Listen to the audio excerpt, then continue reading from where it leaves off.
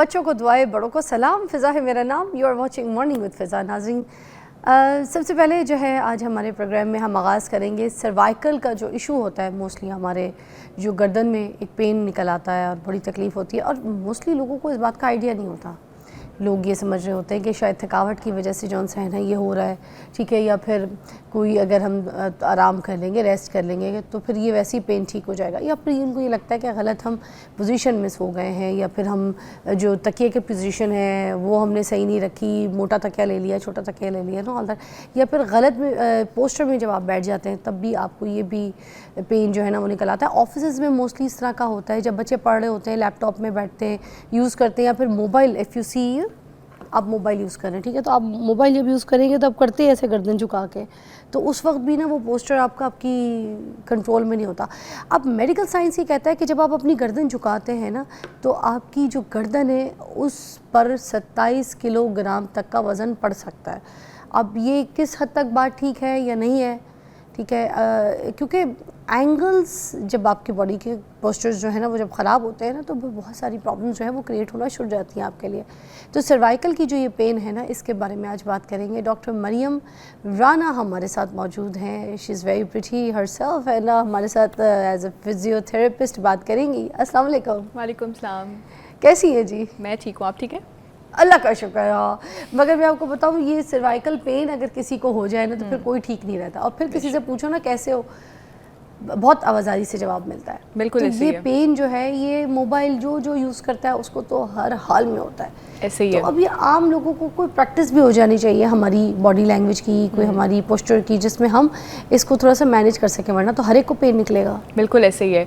मैं कहती हूँ अब ना बच्चों के सिलेबस के अंदर ये ऐड होना चाहिए कि पोस्चर कैसे मेंटेन करना है, गुड और बैड पोस्चर क्या होता है। हमें बेसिक चीज़ों की ही अवेयरनेस नहीं है। हम फ़ोन यूज़ कर रहे हैं, लेट के कर रहे हैं, उल्टे लटक के कर रहे हैं, गर्दन झुका के कर रहे हैं, रील स्क्रॉल करी जा रहे हैं। सर्वाइकल पेन तो हो रही है, शोल्डर की राउंडिंग, बच्चियों के कुब निकल रहे हैं, हंच बैक क्रिएट हो रहा है, गर्दन आगे को निकली है, फॉरवर्ड हेडेड, और पेन इतनी है कि वो डिस्कम्फर्ट रहता है। और फिर ये ऐसा चीज़ है कि जो आपके ना ब्रेन के साथ डायरेक्ट लिंक्ड होता है, आपकी सारे दिन की एनर्जी ज़ाया हो जाती है, तो आप नॉर्मल एक्टिविटीज़ भी हेल्दी तरीके से नहीं कर पा रहे होते। अच्छा, ये जो कहा जाता है कि आप अगर गर्दन झुकाते हैं तो आपकी गर्दन के ऊपर 27 किलोग्राम तक का जो वज़न है वो आ जाता है, इज़ दैट ट्रू?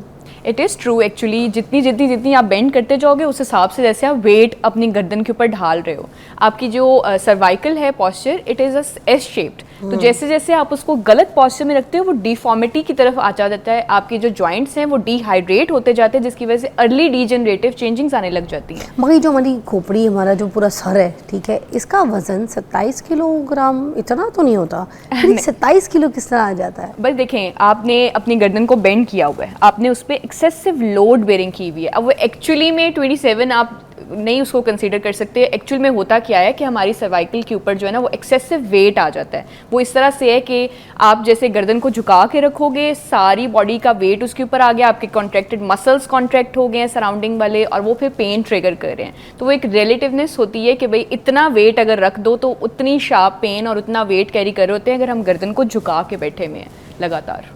अच्छा, तो फिर ये जो पेन है ये सीवियर हो सकता है आगे? बिल्कुल ऐसे ही है, बिल्कुल ऐसे। देखिए कोई भी पेन है, एक्यूट है, आहिस्ता आहिस्ता क्रॉनिक ही होगी, लेकिन डिस्कम्फर्ट है, it means your body is telling you there is something wrong, you need to rest and stop. Exertion ना करें, बॉडी बोल के नहीं बताती है कि मुझे रेस्ट चाहिए, बॉडी सिम्टम्स देती है, जैसे रेडनेस हो गई, स्वेलिंग हो गई, या पेन हो गया, या डिस्कम्फर्ट हो गई। ये बॉडी आपको एक सिग्नल दे रही है कि प्लीज़ रेड अलर्ट हो जाओ, कुछ अंदर गड़बड़ी हो रही है। तो every pain could lead to severity. अब सपोज मैं अपने मियाँ से बात कर रही हूँ, मैं यहाँ फ़ोन रख के, हाय जाज कैसे हो, like how will I talk like this way, इधर तो ये मेरा बाजू थक जाएगा, फिर मेरी ये जगह भी थक जाएगी, मेरे इस मसल में भी पेन शुरू हो जाएगी, what will I do like? अच्छा देखिए, आप फ़ोन यूज़ कर रही हैं, आपके फ़ोन आपके आईलिड पे होना चाहिए, आईलिड के लेवल पे। चलिए अब आपने कहा कि मैं फ़ोन यहाँ पे रख के बात करती हूँ, द एंगल इज़ करेक्ट, लेकिन उसके लिए आपकी बैड जो है वो डिस्कम्फर्ट में है, आपके नीज जो है वो बेंट हुए हुए हैं, आपके फुट भी राइट पोस्चर में नहीं है। अब अगर मैंने बैक पे सपोर्ट रखी हुई, कुशन मुझे पता था मैंने बैठना है, मैंने कुशन रखा है ताकि मेरी बैक सपोर्टेड रहे। मेरे पास इस टाइम आर्मरेस्ट नहीं है, लेकिन अगर अच्छा, होती बैक की जो सपोर्ट है वो आपकी लोअर बैक की है या पीठ की है? ये भी हमें आज तक नहीं पता चला। हम सपोर्ट की तो बात कर लेते हैं, मगर back, lower back, upper back, ये सपोर्ट हम किधर दे रहे होते हैं ये इसकी कुशन की, ये बताइए। ये देखिए मैंने अपने लोअर बैक के मसल्स को सपोर्ट दी हुई है। अच्छा। अगर मुझे कोई इशू रहता होगा, मेरी टेल बोन में, मेरे डिस्क का कोई इशू रहता है, मुझे शार्प पेन नीचे जाके फील होती है, तो मैं फिर सॉफ्ट कुशन नीचे रखूंगी। अच्छा। ताकि वो जो डिस्क की स्पेस है, एयर है, वो कुशन के थ्रू नीचे निकलती जाए, ठीक है, वो मेरी डिस्क के ऊपर प्रेशर ना आए। इस टाइम मैंने सिर्फ अपने बैक के मसल सपोर्ट किए हुए हैं और मैंने उनको रेस्ट पे डाला हुआ है कि मैंने ज़्यादा देर प्रोलॉन्ग सिटिंग करनी, मेरी कमर ना थक जाए, इसीलिए मैंने ऐसे रेस्ट ली हुई है। अब अगर मेरे हाथ में फ़ोन है तो ये मेरे आईलेट के लेवल पे भी होगा, मैं आसानी से बात, मेरे बाजू भी नहीं ठकेंगे, मेरा एक सर्टेन एंगल बना हुआ है। बट आप जिस तरह से आगे होके बैठी हैं, लेग्स इस तरह से टिल्ट हुई हुई हैं, फिर यू आर डूइंग दिस, तो ये आप टांगों को थका रहे हैं। अच्छा। आप अपने हैम्स को टाइट कर रहे हैं, आपकी बैक सपोर्टेड नहीं है, आपके हिप्स में ग्लूट्स भी आपके इस टाइम टाइट पोजीशन में जाएंगे। तो sitting like this is the right posture. अच्छा, ठीक है। अच्छा, और नॉर्मली भी जो हम घर पे बैठते हैं, अपने लाउंज पे बैठते हैं, वो कौन सा हमारी पोजीशन होनी चाहिए? आप सपोज़ ये सामने मेरे जो है ना टीवी लगा हुआ है, मुझे मूवी देखनी है, कोई ड्रामा देखना है, तो फिर मैं किस पोजीशन पे बैठूं? मतलब एक तो जो डॉक्टर्स कहते हैं, अब आप लोग जो कहते हैं वो ये वाला है, स्ट्रेट शोल्डर बिल्कुल स्ट्रेट, ठीक है, इस पोजीशन में टाइट रहना है, ऐसे अकड़े रहना है, या फिर हम इसको हम रिलैक्स पोजीशन में भी डाल सकते हैं, जैसे हमारा दिल करता है, हम ये मूवी देख रहे हैं, हमने टांग पे टांग ऊपर भी रख दी, यू नो ऑल दैट, और हम पॉपकॉर्न खा रहे हैं, ये सब भी चल सकता है? बिल्कुल ऐसे। देखिए मेरी बात सुनिए, कोई हार्ड एंड फास्ट रूल नहीं है, आपने अपनी बॉडी को ट्रेन करना है। हाँ। राइट पोस्चर क्या होगा कि मैं अगर कहूँ आपको कि फुट अलाइन कर लें ग्राउंड के साथ और अपनी आइज को किसी भी एक ऑब्जेक्ट के साथ अलाइन कर लें, तो देखो ऑटोमेटिकली आप सीधा बैठ गई हैं, लाइक दिस। आप अच्छा। बैठ गई हैं एकदम। हाँ। ये मैंने आपको अलाइन किया और उसके बाद मैंने फुट को ग्राउंड के साथ अलाइन किया, ऑटोमेटिकली मैं स्ट्रेट पोस्चर में आ गई हूँ। लेकिन घर पे आप कंफर्ट लेवल में बैठते हो। हाँ, अगर आप लटकी हुई हैं सोफे पे या उल्टा सीधा, हाँ वो आपकी नेक में पेन कॉज कर सकता है, मसल टाइट हो जाएंगे। आप प्रोलॉन्ग्ड उस पोस्चर को कंटिन्यू ना करें, लेकिन ये बहुत आगे होके भी इस तरह से भी ये भी डिस्कम्फर्ट है। हाँ, थोड़ा सा स्लाइड होनी चाहिए, इरेक्ट होनी चाहिए आपकी बैक, लेकिन आपके नीज आप क्रॉस भी कर सकते हो, थोड़ी देर बाद चेंज कर लो, थोड़ी सी बैठे बैठे फुट एक्सटेंशंस कर लो। कुछ एंगल्स में ना कंटिन्यूस आप एक पोस्चर में बैठ भी नहीं सकते, you need to relax your body. Body जो है वो ऐसे नहीं बनी हुई है कि उसको मोबाइल ना करो, उसमें ब्लड सर्कुलेशन इन्हांस होना, ऑक्सीजन पास होना मसल्स में से, मसल्स का रिलैक्स होना हर 20 मिनट्स के बाद इज़ वेरी नेसेसरी। अच्छा, ठीक है, एक ब्रेक लेते हैं, उसके बाद हम फिर यहाँ पे ये भी पूछेंगे कि जो सोने के सही तरीके होते हैं वो क्या होते हैं। गलत सोने से भी जो है ना आपकी जो है ना ये सर्वाइकल पेन निकल आती है, सीरियसली। गलत तकिया यूज़ करने से, उसकी जो है ना मतलब मोटा है, पतला है, किस साइज़ का होना चाहिए, everything you know I will tell you break के बाद।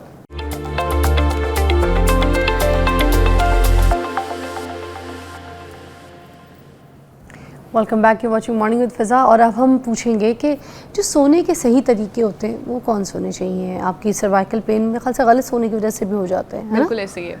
अक्सर लोग सोए हुए हैं और फिर सुबह कंप्लेन होती है कि 8 से 10 घंटे की स्लीप है, लेकिन फिर भी सुबह उठते हैं बॉडी ऐसे स्टिफ जैसे रात किसी से मार खाई हुई है। अच्छा। समटाइम्स मेरे साथ भी ये होता है कि मेरी नींद पूरी है लेकिन सुबह उठ के जिस्म ऐसे अकड़ा हुआ है, तकलीफ में है, गर्दन अकड़ी हुई है, कितनी देर तो मैं स्ट्रेचिंग्स करती रहती हूँ। रीज़न क्या होती है? एक तो हम खाना खाने के फ़ौरन बाद सो रहे हैं, मैं लेट नाइट पहुंच रही हूँ, मैंने फ़ौरन खाना खाया और मैं सो गई, वो सारी रात जो है ना बॉडी आपकी खाना तोड़ने में लगा देती है, एक्टिव रहती है, ब्लड स्ट्रीम एक्टिव रहती है, बाकी ऑर्गन्स रेस्ट पे जाते ही नहीं हैं, इस वजह से आपको मॉर्निंग स्टिफनेस होती है। कुछ लोग एक्सरसाइज या वॉक वगैरह बिल्कुल नहीं करते, कुछ स्ट्रेचिंग्स नहीं करते हैं, इस वजह से भी आपको सुबह उठते ही एक स्टिफनेस हो रही होती है। क्या रात को सोने से पहले स्ट्रेचिंग कर ली जाए, अगर बॉडी को थोड़ा सा मसल एक्टिव हो जाएंगे, Yes, फिर सो जाए तो फिर शायद सुबह थोड़ी पेन कम हो? ऐसे ही है। देखिए हम गाइड करते हैं पेशेंट्स को, जो मेरे पास आगे कहेंगे ना मुझे रात को नींद नहीं आती, मैं कहती हूँ सिंपल 2 काम आपने करने हैं। एक, आप शुरू कर लें स्ट्रेट लेग रेस, सीधा लेटे हुए हैं और टांगे अपनी बारी बारी आपने ऊंची उठानी है। अब जिन लोगों को घुटने का मसला है या ज़्यादा लिफ्ट नहीं होती है, स्टिफनेस रहती है, ज़्यादा आप नहीं उसको स्ट्रेच कर सकते हो, वो कुशन्स रख के ऊंचा कर लें उसको और उसके बाद अपनी टांग कुछ देर के लिए एलिवेट रखें। पाँव मेन हब है जहाँ से ब्लड सर्कुलेशन गुजर रही है, जब वो एलिवेट रहेगा इसका मतलब खून का सारा प्रेशर आपकी लेग्स के अंदर आ रहा है और वो एकदम ब्लड सर्कुलेशन तेज होती है, मसल्स रिलैक्स होते हैं और नींद अच्छी आती है। कितनी देर तक करना है ये? जी कितनी देर तक करना होगा ये? आप देखिए इसको 10 रेपिटेशंस कर लें, अगर आप उठा सकते हैं और नीचे लेके जा सकते हैं, नहीं तो आप 1 मिनट के लिए एटलीस्ट कुशन्स या पिल्लोज रखें या बेड की रेस्ट जो होती है, बेड की साइड पे जो रेस्ट है उसके साथ एलिवेट कर सकते हैं। 1 मिनट के लिए कर लें, अगर आप ज़्यादा कर सकते हैं that would be really helpful. उसके बाद आप क्या करें, सोने से पहले एंकल पंप्स, प्लांटर फ्लेक्शन और डॉर्सिफ्लेक्शन कर लें पाँव की। लेटे हुए हैं सीधे, ये मूवमेंट्स रिलैक्स करने के लिए कर लें। फौरी तौर पे ब्लड का फ्लो तेज़ होता है, ब्लड फ्लो तेज़ होता है, माइंड एकदम रिलैक्स होता है, नर्वस सिस्टम काम होता है और नींद में बहुत ज़्यादा हेल्प होती है। अच्छा, तो ये 2 चीज़ें अगर आप कर लेंगे और ट्राई कर लें इसको, आपको 100% आपके मसल्स रिलैक्स होंगे। फौरी तौर पे आपको लगेगा कि मैं कितना रिलैक्स फील कर रहा हूँ और मुझे सोना चाहिए। अच्छा, तकिया पतला होना चाहिए या फिर मोटा होना चाहिए? किस तरीके के तकिया पे सोना चाहिए? मुझे लगता है उसकी वजह से भी पेन आता है। बिल्कुल ऐसे ही है। अच्छा देखिए, एक तो आपके कंफर्ट होना चाहिए। आपने किसी के कहने पे अपना पिल्लो नहीं स्विच करना है, वो फौरी तौर पे सर्वाइकल पेन की वजह बन सकता है। आपका पिल्लो वैसे ही जैसे आपको कंफर्ट लगता है। मेरा पिल्लो बहुत लाइट सा है, बिल्कुल कुछ होने के बराबर नहीं, वो यूं यूं करो तो वो पता नहीं क्या बन जाए। अच्छा, इतना इस पतला है। मुझे उस पे नींद आती है, ठीक है, मेरा कंफर्ट लेवल है। मगर उस पे जब आप करवट लेंगे फिर करवट में मसला नहीं आएगा कि आपकी गर्दन जो है वो नीचे की तरफ हो जाती है? देखिए अब यहाँ पे असल वजह आपको मैं बताती हूँ। पिल्लोज डिफाइन नहीं करते कि आपको नींद सही होगी या सुबह स्टिफनेस होगी कि नहीं। हाँ, एक अच्छा पिल्लो होना चाहिए लेकिन आपके कंफर्ट को मद्देनजर रखते हुए, लेकिन उसकी पोजीशनिंग बहुत इंपॉर्टेंट है। हमारे पिल्लोज हमारे सर के नीचे होते हैं और हमारी गर्दन हवा में होती है, ये नोट किया आपने? या फिर कुछ लोगों के मुंह पे होते हैं, कुछ लोगों के साइड्स पे होते हैं, आपने बाजू नीचे दिए होते हैं, कुछ गलत पोस्चर में यूं करके सो रहे हैं, कोई किस तरह सो रहा है, आपकी हवा में गर्दन लटक रही है। अपनी गर्दन को सपोर्ट करें अपने पिल्लो के साथ। जो भी पिल्लो यूज कर रहे हैं वो आपकी नेक को कवर करना चाहिए, बजाय इसके कि सिर्फ सर। चाहे मोटा तकिया हो, पतला हो, सख्त हो, नरम हो। Yes, it is suppose to hold your knee, वो नेक, नॉट योर हेड। तो वो अपना पोस्चर सही करें, उसे पोजीशन ठीक करें, आपको फील होगा कि आप सुबह उठें तो उस तरह से नेक स्टिफ नहीं है।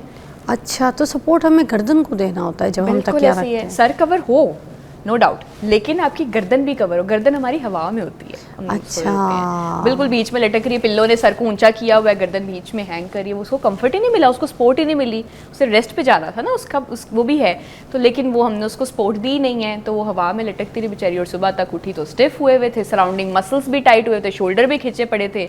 फिर आपने कोई स्ट्रेचिंग्स नहीं की, उसी तरह उठ के काम पे लग गए, सारा दिन बर्बाद हो गया। अच्छा, सर्वाइकल पेन ख़त्म करने के लिए कौन सी ऐसी एक्सरसाइज होती हैं जो करनी ज़रूरी होती हैं? अच्छा देखिए, 2 बहुत इंपॉर्टेंट एक्सरसाइजेज हैं। लोग मसाजेस की तरफ चले जाते हैं, मसाज ना कराएं, वो ट्रिगर पॉइंट्स एक्टिव कर सकता है। आप 2 एक्सरसाइजेस कर सकते हैं। एक उसके अंदर आते हैं चिन टक्स, ये यानी कि चिन को नीचे नहीं रखना, चिन को पीछे की तरफ नहीं खींचना, चिन को आपने पीछे की तरफ धक्का देना जिससे आपके ये शोल्डर मसल्स स्टिफ हुए में रिलैक्स हो। अगर आप इसको पीछे की तरफ देंगे, ये देखें मुझे यहाँ पे सारा स्ट्रेच फील हो रहा है, इतना स्ट्रेच होना चाहिए। ये चिन टक का मतलब ये होता है, लेकिन आपकी ना भी शोल्डर की राउंडिंग हुई हुई है। अच्छा, सीधे कर, ये देखें, चिन को पीछे को करें, पीछे को, और आपको फील होगा यहाँ तक स्ट्रेच आ रहा है। यस, अच्छा, है ना, आपके सारे शोल्डर के मसल एकदम खींच रहे हैं।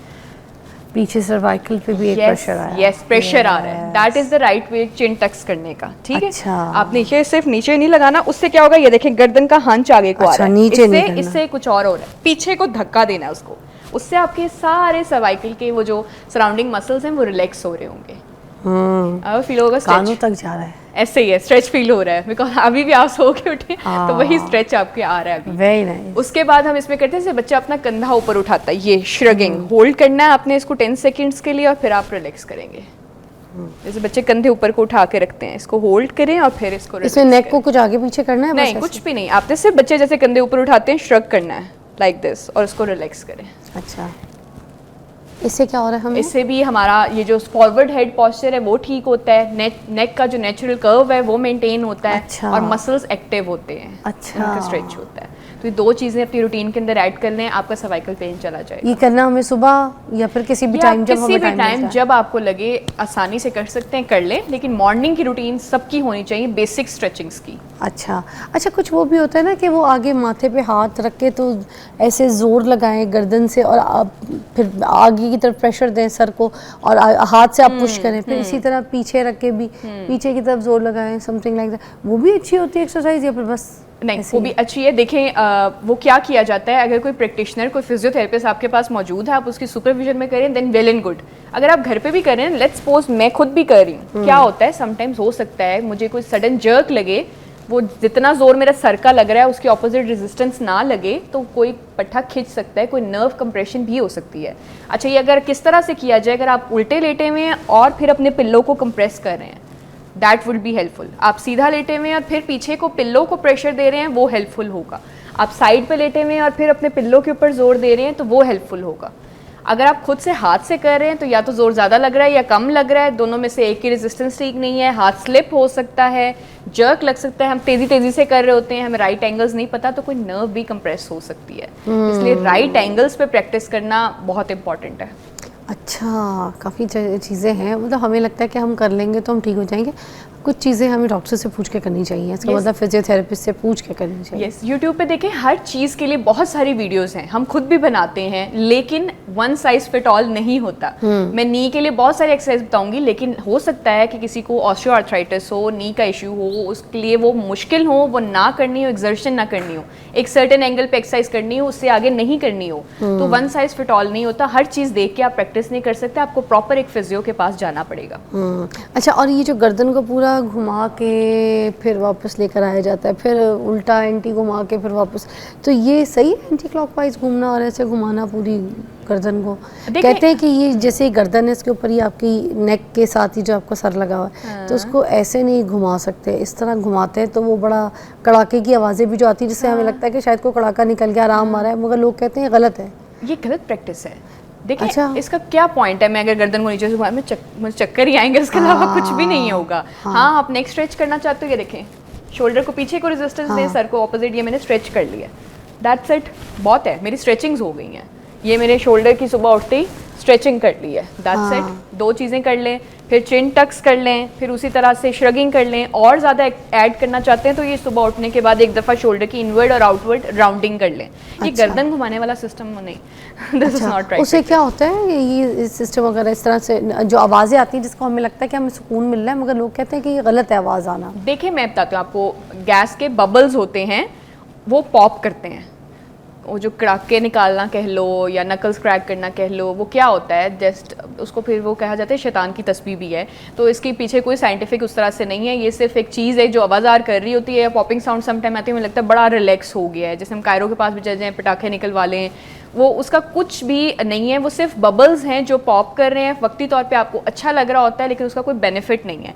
अब ये जो गर्दन पूरी घुमाने वाली मैं करना भी नहीं चाह रही हूँ, कि मुझे पता है मुझे उसके पास चक्कर ही आएंगे, मेरी नेक की अलाइनमेंट खराब होने का खदशा है, हो सकता है मैं कोई मसल पुल ना कर लूँ, मैं कोई नर्व डैमेज ना कर लूँ, तो ये राइट प्रैक्टिस नहीं है, इसका कोई बेनिफिट नहीं है। अच्छा, अगर कोई नर्व डैमेज हो जाए गर्दन की, फिर उसके बाद क्या सिस्टम होता है? क्या ये बहुत डेंजरस होता है, ये ठीक हो सकती है या नहीं? देखिए, हमारी सर्वाइकल है, पूरा प्रॉपर पॉस्चर बना हुआ है, उसके दरमियान में गैप होता है। लेट्स सपोज आप ज़्यादा प्रोलॉन्ग सिटिंग जैसे आपका काम है या मेरा उस तरह से है, बहुत ज़्यादा ड्राइविंग का काम हो, फिर क्या होता है, हमारा पॉस्चर ख़राब होने लगता है, वो गैप ख़राब हो जाता है, कम होना शुरू होता है डिस्क स्पेसेस के दरमियान, फिर नोकें बननी शुरू हो जाती हैं, फिर वो नोकें आपस में रगड़ खाती हैं तो हमें सर्वाइकल पेन रहती है, जिसकी वजह से फिर कंधे टाइट होते हैं। अब पॉइंट ये है कि जब वो नोकें गैप कम हो रहा होता है, दरमियान से गुजरने वाली कोई भी नर्व इम्पेंज हो सकती है, दब सकती है।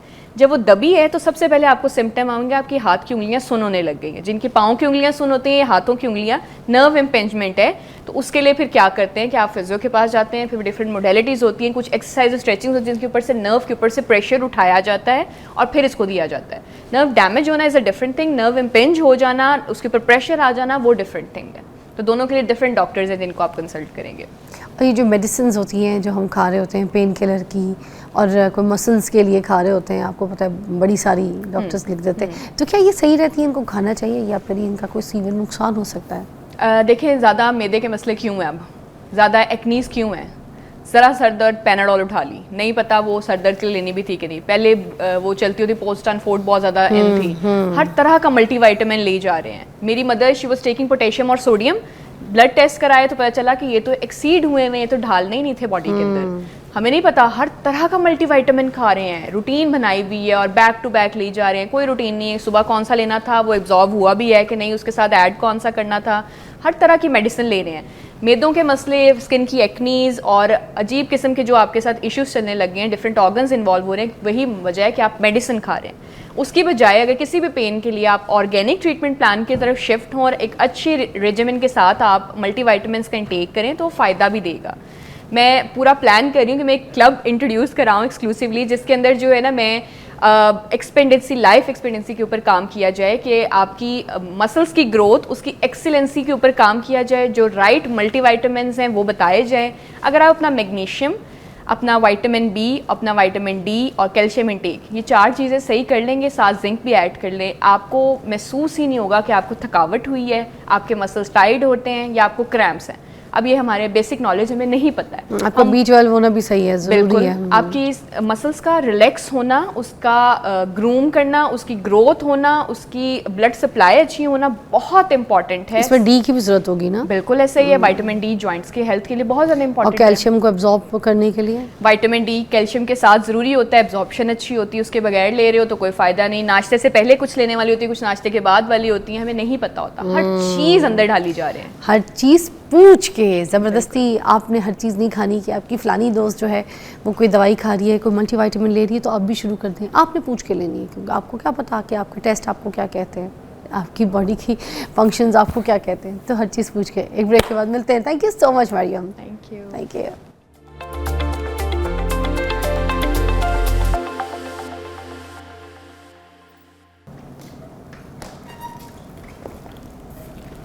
रोक नहीं यहाँ। नहीं, क्यों रोकना है? अच्छा। सवारी चलाओ, पूरी सवारी लेके जाओ, किराए पे पूरा लेना है ना? लग गई, वाह। बस करूँ? नहीं, क्यों बस करो, साइकिल चलाओ, सवारी को पूरा उसके स्टॉप तक छोड़ के आओ। आज अब बस जी, आप इधर उतर जाएं, आपका किराया आप ले लें। हाँ जी भाई, किराया दें मुझे, ऐसे कर दें। किराया, शुक्रिया जी, ये लें जी, आपके पैसे पूरे हो गए। साइकिल आप अपने उधर स्टैंड पे लगा दें। ज़बरदस्त मेहमान नाज़रीन मेरे साथ आए, और क्या मैं आपको इनके बारे में बताऊं। आजकल ये बच्चे वायरल नहीं हैं, बल्कि छाए हुए ट्रेंडिंग पे हैं ये बच्चे। सिदरा और आदिल दोनों भाई बहन हैं। इनकी ज़बरदस्त कहानी आपके साथ अभी शेयर करती हूँ। एक तो ये कि मैं इनके वालिद साहब को सबसे पहले सलूट पेश करती हूँ कि जिन्होंने बच्चों को इतना कॉन्फिडेंस दिया, और आज के माशरे में जिस तरीके की भीड़ चाड़ है, जिस तरह की काली भेड़ें हैं, जिस तरह के लोग हैं, उनके बीच में जो है ना स्टैंड आउट किया। देखिए, हर इंसान के बीच में कोई ना कोई इंसान के अंदर कोई कमी होती है, मगर उस कमी को जो है ना आप अपनी एनर्जी, अपनी सोर्स, अपना पॉजिटिव स्ट्रेंथ बना सकते हैं। अब वो जो कमी है उसको अगर लेके बैठ गए आप, तो फिर तो हर इंसान के अंदर इतनी कमियाँ हैं किसी न किसी तरीके की कि फिर तो आप डिप्रेस्ड हो जाएंगे। आप फिर आगे ज़िंदगी तो नहीं जी सकेंगे, फिर ज़िंदगी को सिर्फ गुजार ही रहे होंगे। तो फिर ज़िंदगी जीने के लिए आगे बढ़ना पड़ता है, आगे बढ़ने के लिए आपको मजबूत होना पड़ता है। ठीक है, सिदरा रॉबर्ट और आदिल रॉबर्ट दोनों भाई बहन की कहानी बहुत यूनिक और बहुत इंस्पिरेशन है हम सब लोगों के लिए कि इन्होंने अपनी एक कमी को अपने आगे नहीं आने दिया, बल्कि मजबूत होकर माशरे में आगे बढ़कर दिखाया है और अपने वालिद साहब का नाम रोशन करें। मैं सच्ची बताऊं, बहुत टैलेंटेड है, और क्या क्या टैलेंट है इनके अंदर, इनकी ज़बानी सुनते हैं। अस्सलाम वालेकुम। वालेकुम अस्सलाम। How are you both? I am good. वाह सिदरा, सबसे पहले मैं आपके साथ बात करना शुरू करूंगी। इतनी आप प्यारी हैं, आपको किसी ने बताया ये बात? हाँ, मेरी दोस्त कहती है तुम बड़ी क्यूट हो। खबरदार, जो हमने दोस्त की बात की। अभी मेरे ना शो से पहले इतना बड़ा झगड़ा हुआ, मैं बात करूंगी। दोस्त जो है ना इनकी बिल्कुल इनके साथ मुखलिस नहीं है। दोस्त ने कहा तुम जाओगी, तुमने गाना नहीं गाना, तुम जाओगी, तुमने ये मजाक नहीं करना, तुम जाओगी, तुमने बाल नहीं खोलने, तुमने जाना है, तुमने अपने इस टॉपिक का जवाब नहीं देना। मतलब हर चीज़ पे मैंने कहा वो सबसे ज़्यादा तुमसे जो है ना जली बैठी है कि तुम कहीं आगे ना आ जाओ। नहीं, वो जलती नहीं है उससे। आपने अपने सब टैलेंट दिखाने, जब जी, आप इस प्लेटफॉर्म पे आ गए ना, छा जाए। जी, ठीक है, ये कर सकते हैं, ये नहीं बता सकते, ये हिडन टैलेंट, वो हिडन टैलेंट हिडन ही रह जाए ना दोस्त के चक्कर में। छठो पर दोस्त को, जो दोस्त आपसे खुद जली नहीं है, छोड़ना नहीं अब। हाँ, उसको छोड़ना। आपकी क्या एज है सिदरा? जी, क्या एज है आपकी? उम्र मेरी एज है 25। 25। और कितनी कोई पढ़ाई कर चुकी है अभी तक? मैं 3rd ईयर की स्टूडेंट हूँ। वाह, रियली? जी। और जो आप जब जाती हैं अपने लोगों में बैठती हैं, पढ़ती हैं उनके साथ, तो वो सब क्या कहते हैं आपको? इंस्पिरेशन कहते हैं आपको? आपसे कुछ सीखते हैं? जी, सीखते हैं। मैंने ना काफ़ी लड़कियों को क्लास की ना, उनको ना मशीन ऑपरेट करना सिखाई। बस ये जो की मशीन होती है, और उसके अलावा एम्ब्रॉयडरी वाली मशीन भी। और अक्सर जब एम्ब्रॉयडरी वाली मशीन में तो होते हैं ना, मुझे देख के बात करनी है आपने। अक्सर जब एम्ब्रॉयडरी वाली मशीन में लैब में होते हैं ना, तो हर तरफ से आवाज़ आ रही थी, सिदरा सिदरा सिदरा। किसी को सुई नहीं लगानी आ रही, किसी को सेट नहीं करनी आ रही, किसी का मशीन ही सही चल रही। मैं अपना काम छोड़ के उनका काम देख के आती हूँ, चला के देख के फिर आती हूँ। अच्छा, जुकी मशीन चलाती हूँ। जुकी मशीन क्योंकि मैं भी बहुत अच्छा चलाती हूँ, मैंने कपड़ों का काम किया था तो जुकी मशीनें रखी थी कारीगरों के साथ। मैं जल्दी जल्दी ना काम कर रही होती थी कि भाई ऑर्डर देने होते हैं। जुकी मशीन का तो पाव पत्ता नीचे होता है ना, जी। तो वो हाइट में आपको प्रॉब्लम नहीं होती जुकी मशीन के ऊपर बैठ के नीचे? फिर नहीं नहीं, वो चेयर पे भी बैठ के इजी चला लेते हैं, और छोटा स्टूल नहीं होता इतना सा, उसके ऊपर भी तो बैठ फिर के पाव फिर भी नीचे कैसे जाता है? वो उस पे चला जाता है? जी चले? बड़ी इजी चला लेती हूँ मैं, दोनों मशीनें बड़ी इजी चला लेती हूँ। वाह, फिर तो आप बड़ी एक्सपर्ट हैं। और लोगों को भी सिखा रही होती जी, हैं? साथ दोस्तों को भी सिखाती हूँ। क्या क्या काम आता है आपको जुकी मशीन के अलावा? और क्या काम मुझे करने आता है, मैं मशीन एम्ब्रॉयडरी बड़े अच्छे से कर लेती हूँ, हैंड एम्ब्रॉयडरी, निटिंग, क्रोशिया। वाह वाह वाह वाह, बड़ी हुनरमंद हैं आप। और ये सारे मुश्किल काम में कोई आसान काम नहीं है। तो कुछ लेकर नहीं आई अपने साथ? आप दिखाया नहीं आपने? आपने बताया नहीं, वरना मैं ले आती। अच्छा, जी चलिए फिर एक और बार बुला लेंगे आपको, आपकी चीजें तो दिखाएंगे लोगों जी को, है जी ना? जरूर आएंगी आप? जी आएंगी मेरे पास दोबारा? जी जरूर आऊंगी। वाह, इसके अलावा और क्या करती हैं सिदरा? कोई सिंगिंग भी करती हैं? कोई और टैलेंट आपका, कोई ऐसी चीज़ जो आप बताना चाहती हैं? जी मैं सिंगिंग भी कर लेती हूँ, मुझे शेर भी आते हैं। शेर? जी हम दोनों चीज़ें सुनेंगे, पहले ज़रा भाई से बात कर लें। अस्सलाम वालेकुम, आप क्या करते हैं? मैंने मैम ICS किया है, और इसके अलावा मैं PHA सुपरवाइज़र का कोर्स कर रहा हूँ, हाँ। और इसके बाद जॉब। ऐसे जॉब कोई चल रही है बातचीत कहीं? जी, ये कोर्स करने के बाद होगा। कोर्स करने के जी। बाद होगा। तो आप डांट पाट खा लेते हैं बहन की? उससे जी। वाली हैं सिदरा? जी बहुत।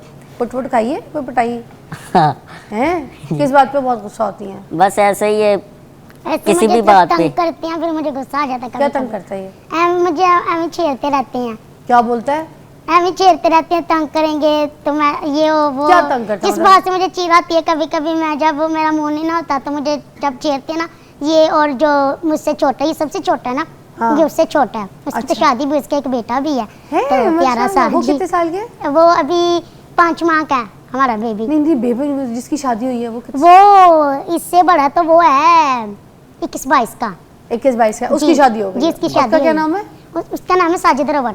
उसकी भी हाइट आपकी जितनी नहीं, है? साजिद की तो आपकी जितनी है। मेरी जितनी हाइट है? उसने आप दोनों की हाइट खा गई।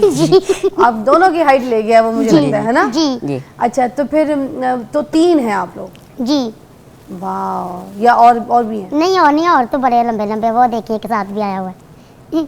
ये कौन है? ये चाचू का बेटा है।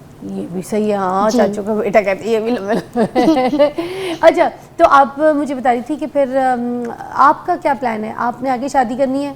नहीं, शादी वाला कोई प्लान नहीं, लेकिन बच्चे अभी- की हो गई, कर लें बस। अब आप भी नहीं आपको नहीं, अच्छा कोई मिले तो? शादी करनी नहीं। क्यों? मेरा ये कहना है कि इंसान को जब अकेले जीना आता है ना तो नहीं करनी चाहिए, लेकिन मैंने नहीं करनी, बाकियों को मैं नहीं कह रही। डिसहार्ट क्यों हुई हुई हैं आप? मेरी बात सुने, अल्लाह ताला ने हम सबको ना जोड़ों में उतारा है। जी। जोड़ों में उतारा, आप समझते हैं ना? जी, हम जी, सब जी, जी। जोड़ों में आए जी, हैं। जी, जी। तो फिर जो आपका जोड़ा है वो आपको मिलेगा ना, अल्लाह ताला ने आपको भी तो मिलवाना है। सब राइट टाइम बस होता है कि किस वक्त जो मुकर्रर है वो आपको मिल जाएगा, और आपके सामने कोई ना कोई आ जाएगा। नहीं, मैंने ना असल में इस बारे में कभी सोचा नहीं, ना मेरी फैमिली ने कभी ये कहा है कि शायद मुझे बुरा लगेगा या उनका भी बुरा लगता है। शादी करने के लिए आपको बुरा क्यों जी, लगेगा? फैमिली? जब करनी नहीं ना तो इस वजह से फिर मैंने कभी इस टॉपिक पे बात ही नहीं की। आपने आज के बाद ये नहीं कहना कि मैंने शादी नहीं करनी। देखिए, मैंने आपको बताया अल्लाह ताला ने हमें जोड़ों में उतारा जी है। जी जी तो जब आपकी जिंदगी में आपके सामने कोई बहुत अच्छा इंसान आएगा ना, जी तो आपने फिर कर लेनी कर लेगी ना, कर लीजिएगा। इतनी प्यारी सारी जिंदगी उसकी जो है ना संवर जाएगी। अच्छा। हंसती रहेंगी आप ऐसी ही उसके सामने। यहाँ पे तो बीवियाँ इतनी चिक चिक करती हैं, इतनी डिमांडिंग होती हैं, आप तो बिल्कुल सीधी सादी हैं, है ना? सिंपल सी। सिंपल सी। तो बस एक ब्रेक लेते हैं, ब्रेक के बाद फिर हम आपको दोबारा ज्वाइन करते हैं। आइए जी।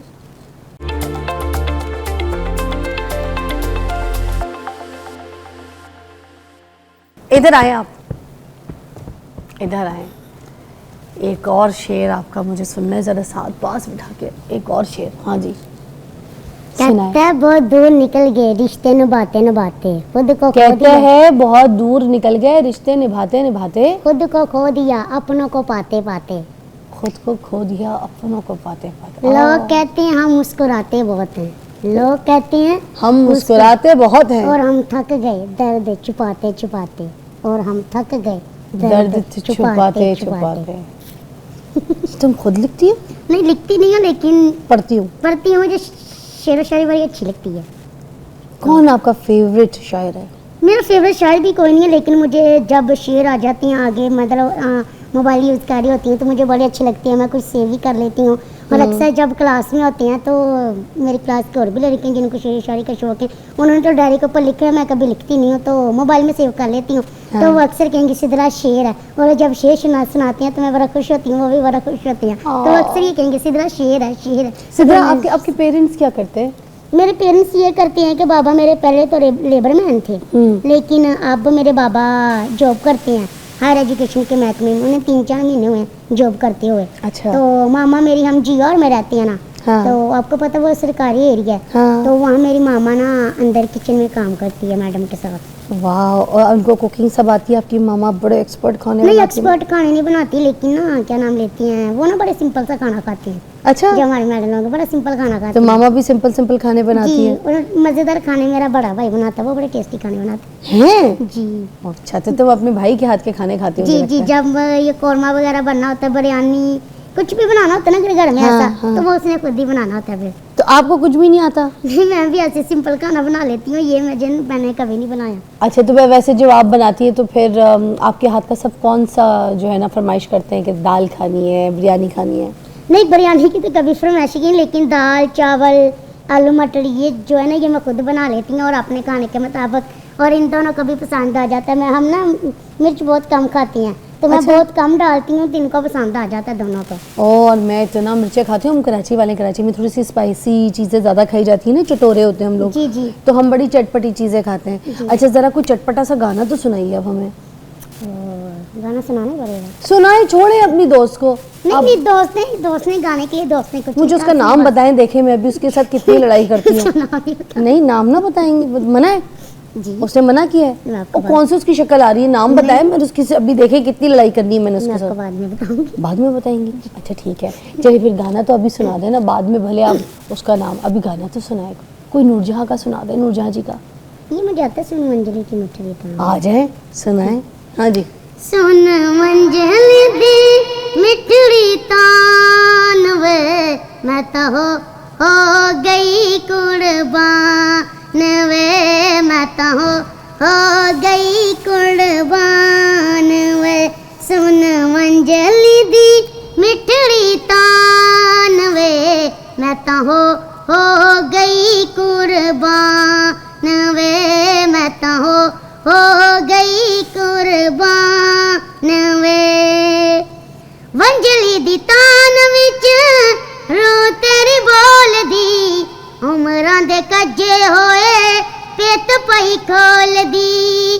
वंजली दी तान विच रो तेरी बोल दी, उमरां दे कज्जे होए पेत पई खोल दी, पेत पई खोल दी। शाला नित तू जवानियाँ मान वे, मैं तो हो गई कुर्बान वे, मैं तो हो गई कुर्बान वे।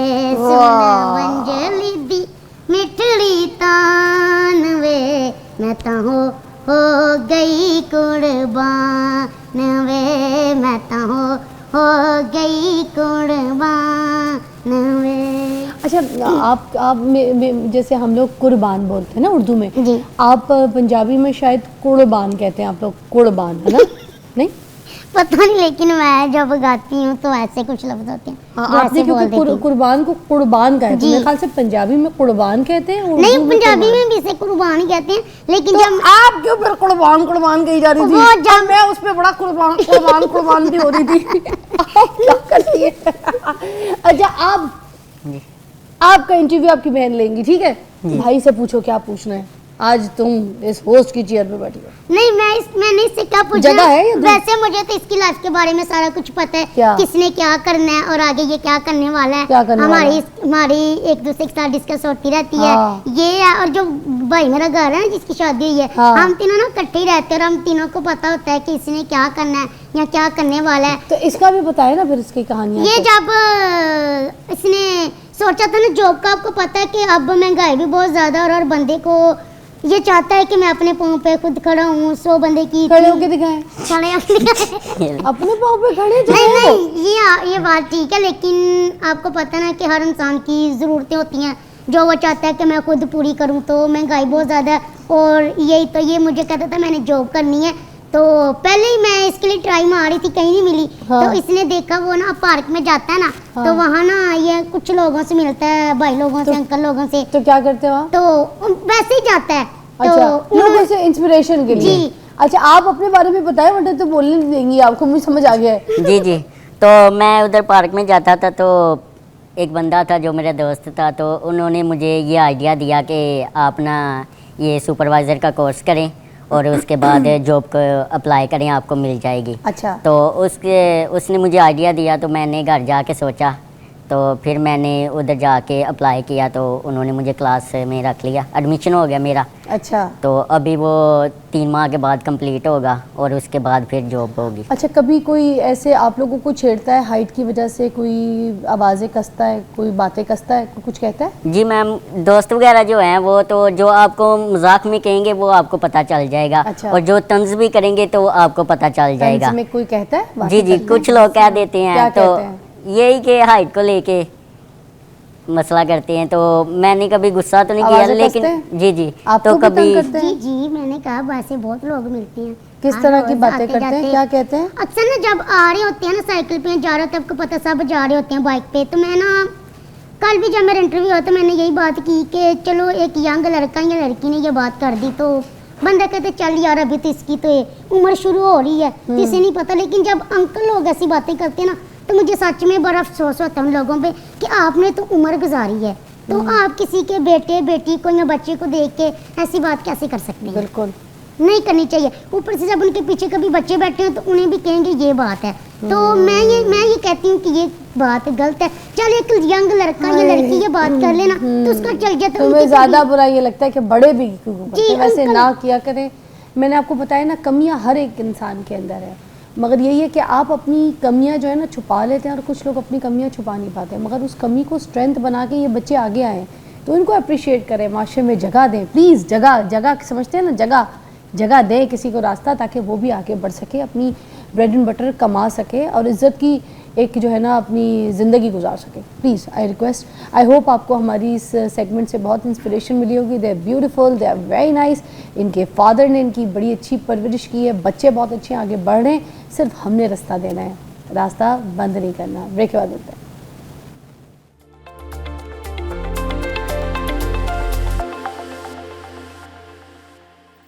Welcome back. हमारे साथ मौजूद है हमजा शेख, और हमजा शेख अपनी पूरी तैयारी के साथ आते हैं।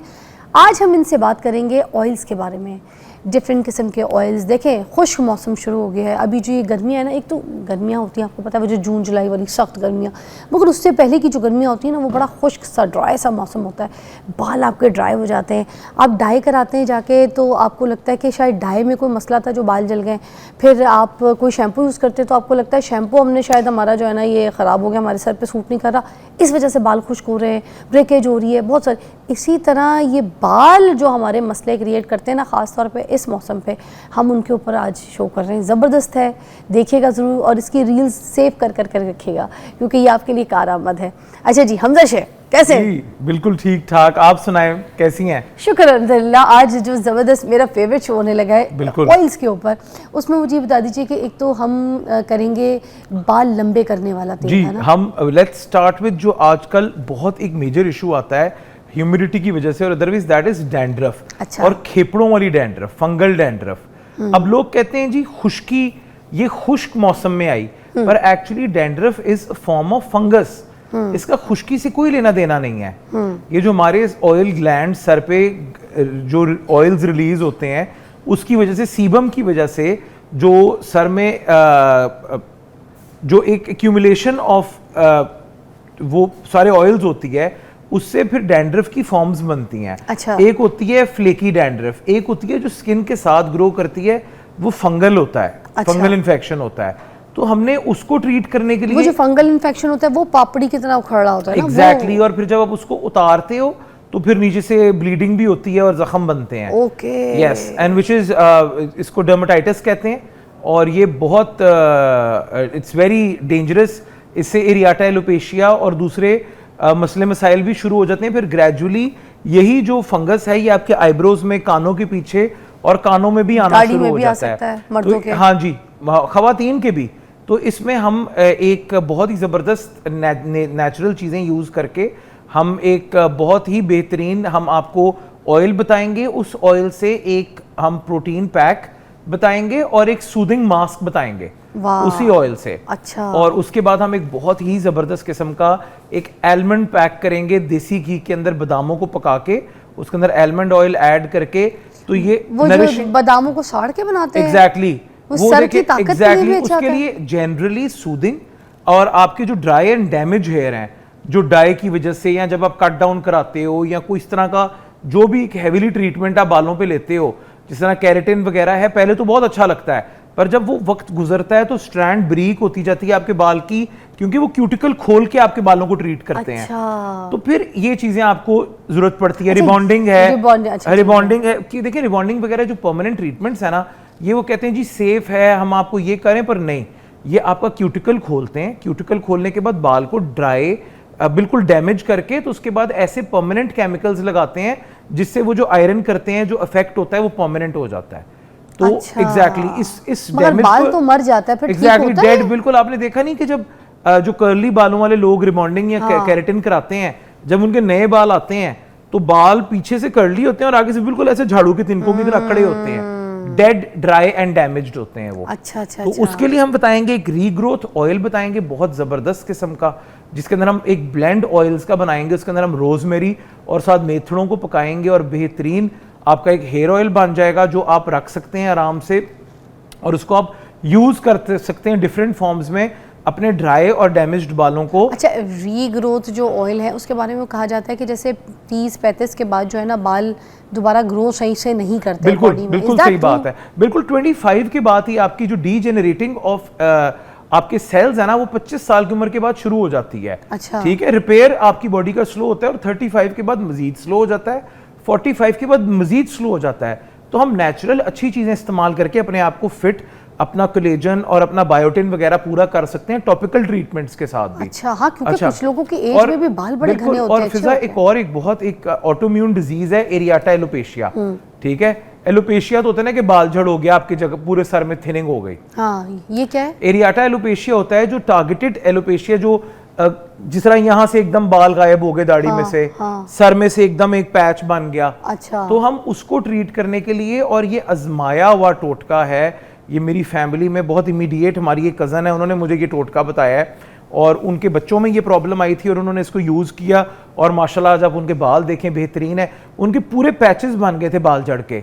अच्छा। सर में। तो ये हम जिंजर को और अनियन को हम कलौंजी के साथ सरसों के तेल में पकाएंगे और उनका जो एक्सट्रैक्ट निकलेगा वो एक्चुअली एक ऐसा वो क्रिएट करता है सर के अंदर, एक ऐसा कल्चर क्रिएट करता है जिससे आपको थोड़ी सी चुभन होती है, इरिटेशन होती है, और आपके जो डेड पोर्स हैं, जो खत्म हुए हुए पोर्स होते हैं, उस चुभन से या उस रिएक्शन से वो ओपन हो जाते हैं। अरे वाह, इतना कुछ आज हमारे प्रोग्राम में है और ये सारी नॉलेज रिसर्च जो है वो सब तैयारी के साथ आए। हमजा भाई तो आ जाए, फिर हम चलेंगे और सब सारी चीज़ें सीखेंगे।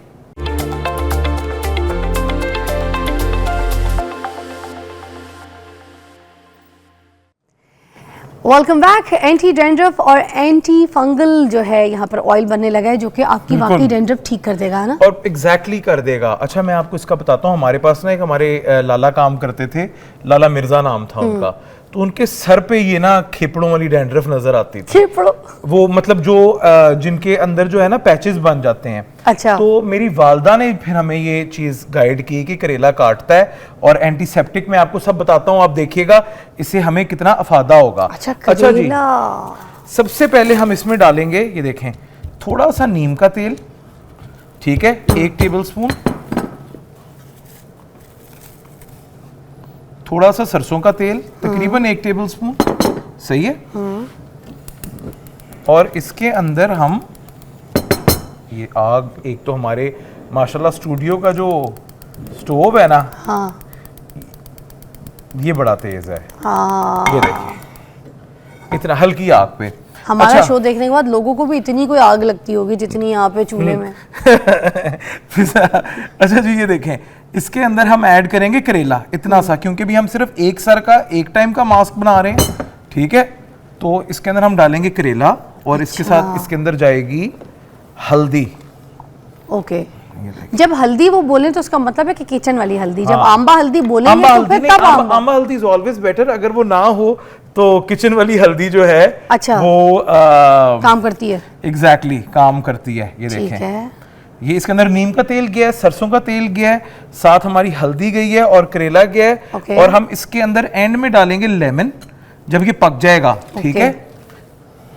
अच्छा, डेंड्रफ के लिए वाकई लेमन हाँ सही जी। काम करता है, और मगर एक डायरेक्ट ऐसे नहीं आप इस्तेमाल कर सकते, कुछ रेसिपीज के साथ। हाँ जी, क्योंकि डैंड्रफ क्या, ये लेमन क्या करता है कि लेमन जो बिल्ट अप है, हाँ। ठीक है, जो डैंड्रफ है उसका जो बिल्ट अप है उसको ये काटेगा, ठीक है, और आपको आपके स्कैल्प को क्लिंज करने में हेल्प करेगा। और इसके साथ हम इसके अंदर एंड पे थोड़ा सा कोकोनट ऑयल भी ऐड करेंगे मॉइस्चर के लिए। मॉइस्चर के लिए, ठीक है, वो नरिश करेगा अच्छे से बालों को। अच्छा देखें फिजा, हमने इसको हल्का सा पकाना है कि ये एक दफा इस तरह अपने हमारा सारी करेला चीजें, एग्जैक्टली हाँ, छोड़ सारा दे अपना। कुछ एग्जैक्टली पर हमने बहुत ज्यादा तेज हीट पे इसको नहीं लेके जाना। ठीक है, असल में घर आपको सिर्फ पे। असर चाहिए इन चीजों का। एग्जैक्टली तो इसी के साथ जो है ना, ये देखें, ये जैसे ही हमारा ये देखें, ये हमारा, ये देखें, अब ये अच्छे से हमारा, हमने क्योंकि इसको ओवर वो नहीं करना, ठीक है। ज्यादा कुक नहीं करना। हमारी जो चीजें हैं उनकी नेचर, जो नेचुरल कोल्ड प्रेस्ड प्रॉपर्टीज हैं, हाँ। वो चेंज हो जाएंगी, सिर्फ इसको इन्फ्यूज करना है। ओके। ठीक है, अब हम इसी से आपको एक मास्क बनाना बताएंगे जो आपका हाई प्रोटीन मास्क है। अच्छा, ये अलग है, ये तेल, ये ऑयल आप ऐसे- एज इट इज भी यूज कर सकते हैं। हाँ, ठंडा इसी करके से छानना हम- है हमने या नहीं?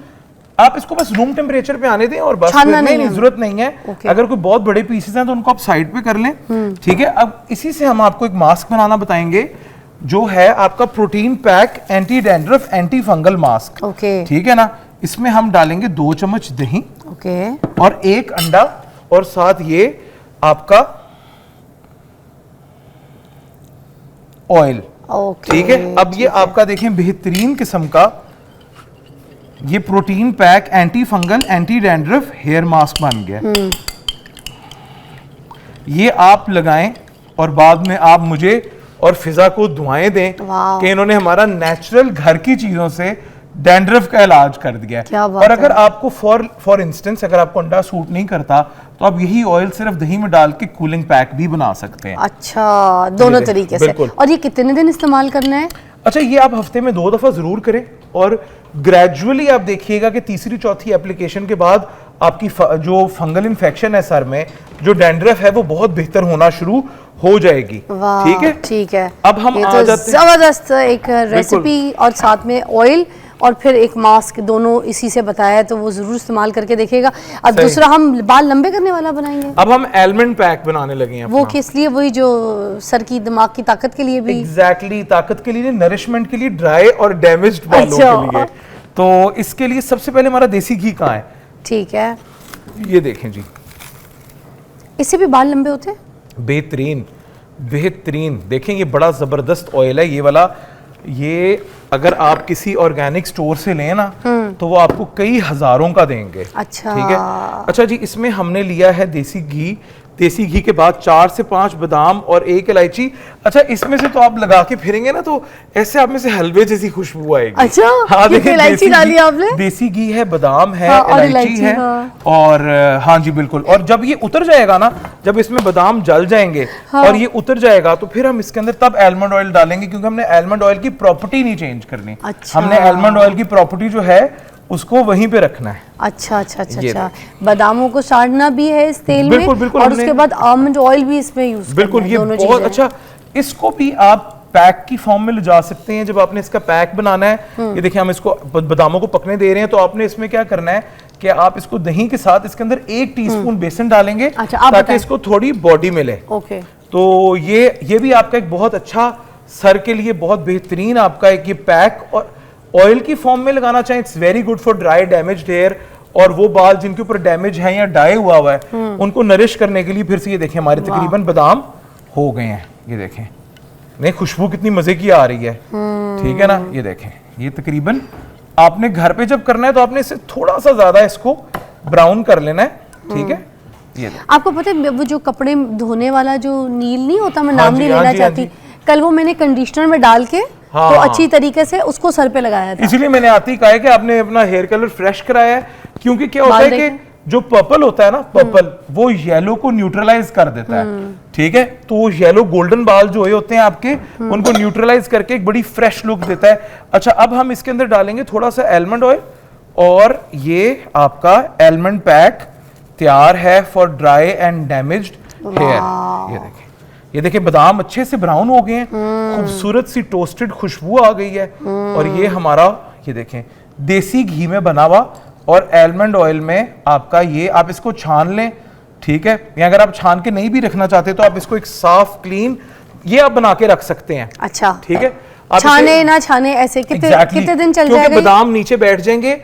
अगर आप इसके अंदर गीला हाथ ना डालें, आपका जार गीला ना हो और ये ऑक्सीडाइज ना हो, तो आप इसको चाहे 6 माह रखें, कोई मसला ही नहीं, 6 माह रखें। मगर एक मुझे दफा बना के। ये अच्छी लगी बात, कहते हैं जब भी आप लगा के घूमेंगे तो ऐसा लगेगा कि हलवा हलवा ऐसे लगेगा मोतीचूर का लड्डू घूम रहा है घर में।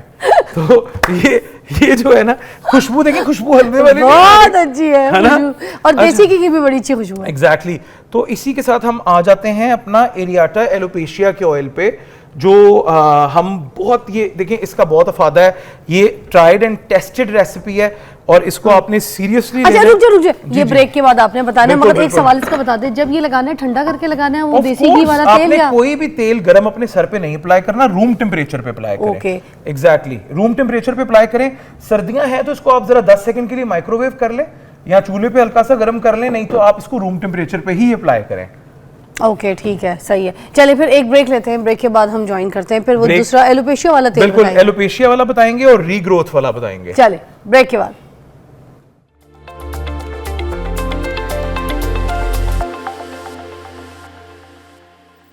Welcome back. एलोपेशिया के लिए तेल बनाने लगे हैं, ठीक है। अच्छा बिल्कुल। वो अब क्या है? अच्छा जी, उसके लिए हम लेंगे सरसों का ऑयल, ठीक है।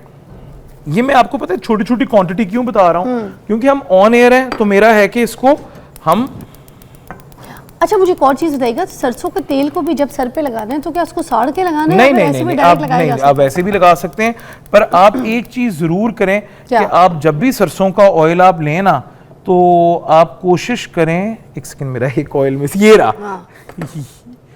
मेरा एक ऑयल गुमा हुआ है भाई, कौन सा वाला? ये मिल गया। ओके, बादाम ये- का तेल चाहिए था? हाँ जी, ये देखिए थोड़ा सा इसके अंदर ये एलमंड ऑयल जाएगा नरिशमेंट के लिए। अच्छा, अब सरसों और आमंड। एग्जैक्टली अब इसके अंदर क्या जाएगा, इसके अंदर जाएंगी 2 लहसुन की जवें, साथ 1 इंच का टुकड़ा अदरक का और साथ प्याज भी है। अच्छा। एग्जैक्टली ये थोड़ा सा स्मेल बैड करता है, बट जो इसमें प्याज की और जिंजर की प्रॉपर्टी है ना, उससे आप देखें इससे कैसा बेहतरीन रिएक्शन होता है आपकी फ्लैट सरफेस पे और बंद पोर्स पे। अच्छा। और आप देखें क्या कमाल किस्म का जो है ना आपका, उसके बाद हमसा भाई कितनी मजे मजे की चीजें आप बता रहे हैं, सीरियसली मैं- ये बड़ी कारआमद है। अच्छा मैंने बड़े सारे ऑयल यहाँ पर बनवाए हैं, मगर ये जो आप बना रहे हैं जिस रेसिपी से, ये थोड़ी सी डिफरेंट चीजें हैं। फिजा, ये आप ही ने मुझे इनकरेज किया है और मैंने अपनी नॉलेज को और पढ़ाई को इस तरह थोड़ा डाइवर्ट किया और फिर हमने ये ज़बरदस्त किस्म के ऑयल्स डेवलप करना शुरू किए और इंशाल्लाह बहुत जल्द हम फिजा के साथ कोई एक ब्रांड बनाएंगे और उसमें इनको लॉन्च भी करेंगे। अरे वाह। अच्छा मुझे बताइए, जो अनमोल है आपकी बेगम, हाँ जी। उनके तो बाल माशाल्लाह बड़े आपने घने देखे, लंबे हाँ जी, लंबे, exactly। आपकी रेसिपीज से वो ऑयल बना अच्छा, के लगाती है? ये वाली उसको एरियाटा एलोपेशिया वगैरह वाली जरूरत नहीं पड़ती। ये मेरी अनमोल की ही कजन है, उसने ये रेसिपी हमें बताई थी कि अगर कभी बाल झड़ हो जाए तो उसके लिए। पर इसके बाद जो मैं आपको ऑयल बताऊंगा वो मेरी दोनों बेटियां और मेरी वाइफ, वो 3 और वालदा भी, अच्छा। वो भी लगाते हैं। हाँ जी, वही वाला और ऑयल इस मौसम के लिए ठीक है वो, जैसे बिल्कुल अब बेहतरीन है। खुश्क मौसम देखें, है ना, आपको पता है। ऑयल का फिजा असल क्या होता है कि आपने अपने स्कैल्प के अंदर लगाना है, ठीक है। आपने अपने बालों की स्ट्रैंड्स पे नहीं ज्यादा आपने उसको लगाना, ठीक है। स्कैल्प उसको पे ज्यादा लगाना है? स्कैल्प के अंदर आपने लगाना है और उसके बाद आपने उसको इवनली स्प्रेड होने देना है अपने बालों की लेंथ पे। अच्छा। ठीक है। ऑयल का सारा काम ही आपके स्कैल्प के साथ है, अच्छा। रूट के साथ, बाल की स्ट्रैंड पे नहीं। तो अच्छा। इंशाल्लाह नेक्स्ट टाइम जो है ना हम एप्लीकेशन करके भी दिखाएंगे। अरे वाह, ठीक है ना, ये जबरदस्त हो गया। वो आप दूसरा वाला बनाते हैं ना तो मैं सर पे लगा लेती हूँ अपने। हाँ, बस मेरे ठीक है। क्योंकि बाल अभी मैं बताती रही हूँ मैंने अच्छे तो हो गए वो, क्योंकि वो मैंने नील डाल के जो है हाँ, ना हाँ, बालों हाँ, को थोड़ा सा कलर। अच्छा, तो ये एलोपेशिया के लिए फिर थोड़ा सा इसको फ्राई भी कर लेना है बिल्कुल हल्का इसको सा, हमने जलाना है इसमें, प्याज को पूरा ठीक है? जलाना है। हाँ बिल्कुल जलाना है। और ये कब तक यूज करे कोई बंदा तो हम फिर on ठीक air हो है? जाएगा? हाँ ऑनियन है। हम on air है? हाँ हाँ ऑनियन अच्छा, है। अच्छा, आप वाह, वाह। अच्छा दोबारा चले। तो ये एलोपेशिया का जो आप तेल बना रहे हैं, जी, जो आप जी। इसको फ्राई करेंगे प्याज को पूरा? बिल्कुल हम इसको फ्राई करेंगे और इसको हम ब्राउन होने देंगे अच्छे से, अच्छा। ताकि इसके सारे जो असर है वो सारा ऑयल के अंदर आ जाए। हाँ। और फिर जब वो ये देखें, ये अभी हम क्योंकि ऑन एयर हैं तो मैं इसको ज्यादा नहीं पका रहा ताकि हम अगला ऑयल कर सकें। हाँ। ठीक है, तो जब हम इसको फ्राई करेंगे तो इसके सारे असरात तो ऑयल के प्याज को अंदर बिल्कुल ब्राउन कर देना है। बिल्कुल ब्राउन कर देना। आपने जब घर बनाना है तो आपने इसको स्याह करना है, ठीक है। और एंड पे आपने इस ऑयल में एक चुटकी कलौंजी की भी डालनी है। कलौंजी के तेल की नहीं, कलौंजी की। ये अच्छा। देखें, ये देखें, वाह। और इसी पोजीशन में गरम गरम में एग्जैक्टली। तो जब ये अच्छे से ऑयल के अंदर प्याज पका होगा, ये आप इसके अंदर ही पड़े रहने दिएगा, क्योंकि इसका सारा जो इसके अंदर जितना मॉइस्चर है वो सारा खत्म हो गया होगा, तो ये ऑयल खराब नहीं होगा। अरे वाह। आपने जब भी ऑयल इस्तेमाल करना है आपने खुश्क चमचे से निकालना है, खुश्क हाथों से निकालना है, आपने अंदर पानी नहीं डालना। मॉइस्चर जाएगा, ऑयल ऑक्सीडाइज होएगा, उसकी प्रॉपर्टीज खराब हो अरे जाएंगी। वाह। अब और हम करने अब हम लगे क्या कर रहे हैं, वो बाल लंबे करने वाला जो आपकी सब घर में सब यूज करते फुल हैं। फ्लेज जो हमारा इस टाइम ऑयल है ना, ठीक है। अब हम उसमें आने लगे हैं। ठीक है, उसके लिए हमने ओके एक सेकंड चले, हाँ उसके लिए हमने लेना है आलमंड ऑयल और कोकोनट ऑयल। ठीक है, आलमंड, इनको भी पकाना है। सेसमी, तिल का तेल। तिल ये का आपने तेल। हम वजन सेम क्वांटिटी में सारे लेने हैं। तिल का तेल क्या तिल करता का है? तेल भी बहुत अच्छी प्रॉपर्टीज हैं उसकी, आपके बालों के लिए, आपके लिए बहुत अच्छा है। और नारियल का तेल, ठीक है, ठीक है, सेसमी, नारियल, ये सारे डाल दो। एग्जैक्टली, ठीक है, सही है। ओके। और इसके अंदर अब हम डालेंगे मेथरा, मेथड़े। ओके। ठीक है, इसमें आप कड़ी पत्ता भी ऐड कर सकते हैं, वो भी बहुत अच्छा है, देखें। और साथ हम एंटीसेप्टिक प्रॉपर्टीज को इनकरेज करने के लिए इसमें हम डालेंगे थोड़ी सी हल्दी, अच्छा, और साथ रोजमेरी। रोजमेरी। एग्जैक्टली। अच्छा, रोजमेरी तो वैसे ही बालों के लिए अच्छा है। और फिजा वो आप मुझे ऑयल की बोतल देंगी। ठीक है। कलौंजी का तेल। अच्छा, और अच्छा, कलौंजी का तेल आपके बालों को सफेद होने से भी बचाता है। और आपके बालों का जो मेलानिन है, हाँ, जो असल क्या होता है कि मेलानिन की कमी की वजह से आपके जो बाल हैं उनका कलर जो है वो चेंज होता जाता है, सफेद होना शुरू हो जाता है।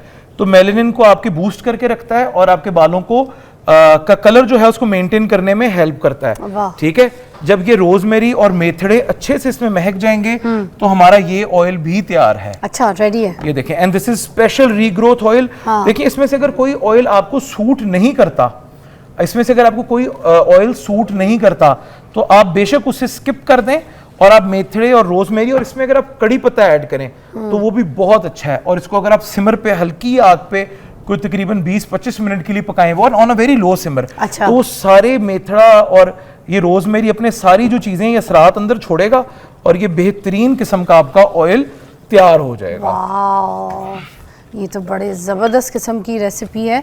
इससे बाल भी जल्दी लंबे होंगे, नरिश भी होंगे, ग्रोथ भी होगी, रीग्रोथ भी होगी, है ना।